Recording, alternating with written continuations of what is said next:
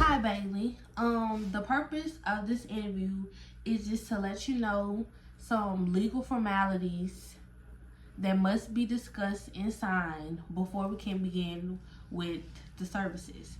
Now, what I mean with legal formalities is just things that are required by law that I must tell you and inform you on. One of those legal formalities is informed consent. Now, if you see me glance down throughout the interview, that's because I'm just making sure that I check off everything that you must know. Now, informed consent is the purpose of the services, such as relevant costs and some reasonable alternatives to the services.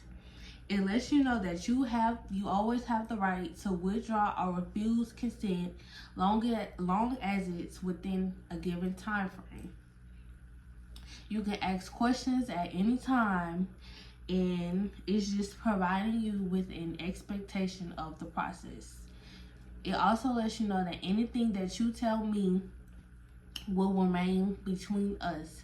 I always want you to feel comfortable. I don't want you to feel like you're talking to a parent or like a school counselor or something. Like, we want you to be comfortable. The only time I will discuss anything confidential between us is if you are a threat to harm yourself or others. An example of you harming others, of course, is like if you have HIV but you don't tell anybody. So I have an obligation to notify those within the medical field or health code that you have HIV. And of course, a threat to harm yourself is like if you say you're gonna kill yourself or slit your throat or something like that.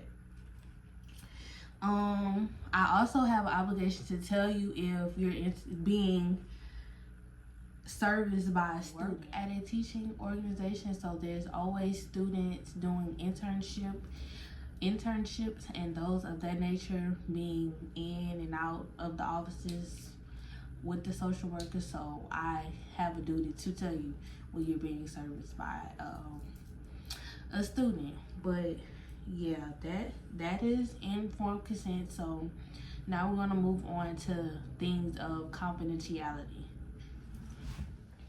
Confidentiality goes hand in hand with informed consent.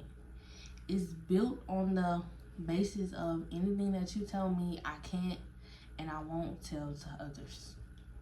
So that's instances of personal matters or things happening at home that stays between you and I can always gather information to help you, but as far as giving out information, I can't do that unless you give me your consent.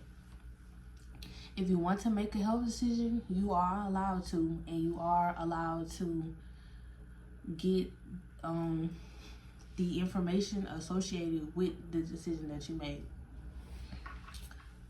I'm going to give you some privacy policy sheets that's within our organization, so you can read over and fully process what those privacy policies are on your own time. You always have the right to be contacted at certain times or within certain numbers. So whatever time that you tell me to call you, that's the time I will call you. Whichever number that you give for me to call you, that's the number that I'm always going to call. No other number.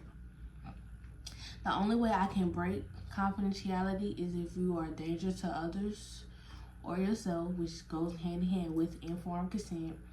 If I need help from my supervisors in reference to consultation or supervision, that's when confidentiality is no longer a thing. Or if or if you waive confidentiality.